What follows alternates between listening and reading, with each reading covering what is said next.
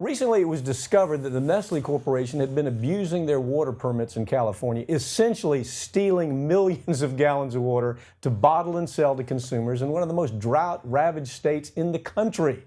But Nestle's disgusting story goes far beyond water stealing. So let's talk about their dirty history. Peter, you followed this story. You know an awful lot about it. You have dealt with real Wall Street crooks in your career. Right. That's kind of your specialty, is dealing with the silk stocking, white shoe Wall Street criminals. What is your take on this story? Is it as bad as it sounds? It's worse. I mean, it's funny. You think of Nestle. What do you think? You think chocolate chip cookies, wholesome. It doesn't exude a problematic company. But when you look at their history and what they've done over decades, this example is perfect. The one in California, it's a great example of kind of what their corporate culture is. They had a right to extract water from San Bernardino, which is one of the forests out there. 1947, 8 million gallons per year. Instead, they've taken out 60 million gallons a year and exceeded the term of their lease by decades.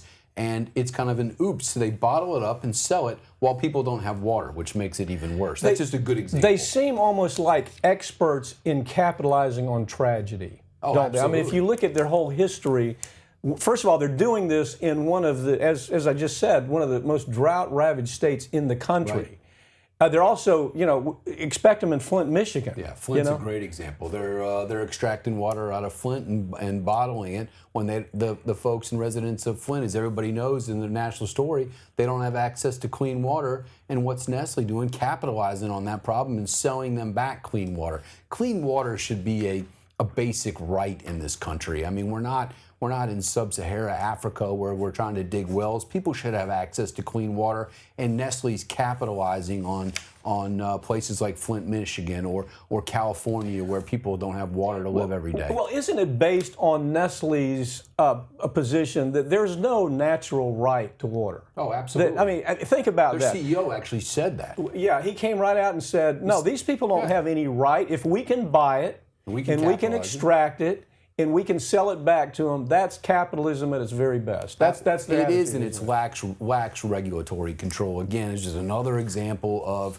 hey, I'll tell you what, if we can make tens and hundreds of millions of dollars capitalizing on someone's unfortunate situation, we'll do that. We'll violate our lease. We'll extract 400 or 500% more than we were supposed to. And guess what? If I get caught, nobody really notices. There's no fine. And the state of California has actually said, we're just going to renegotiate the contract. So here we know we've caught them. There's no question they're caught red-handed, committing fraud, lying to the government, stealing a natural resource.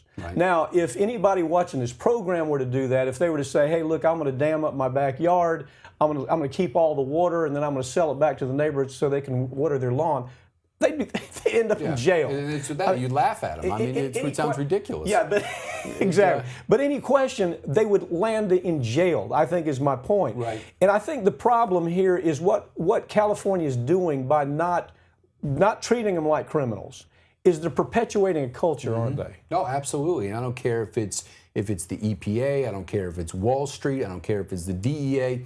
It's at the end of the day, we give everyone that wears a suit a get out of jail free card, and they get a slap on the wrist. The taxpayers end up paying the fine. Not the taxpayers, the shareholders end up paying the fine, and there's no ramifications for it. If for once somebody would just get sent down the river to prison, we would not have these problems over and over and over again. And then in MBA school, when these cats are trying to come out and be a CEO, they can tell the story of the Nestle's dude that stole all the water, lied to the government, just committed pure theft, that somebody went to jail.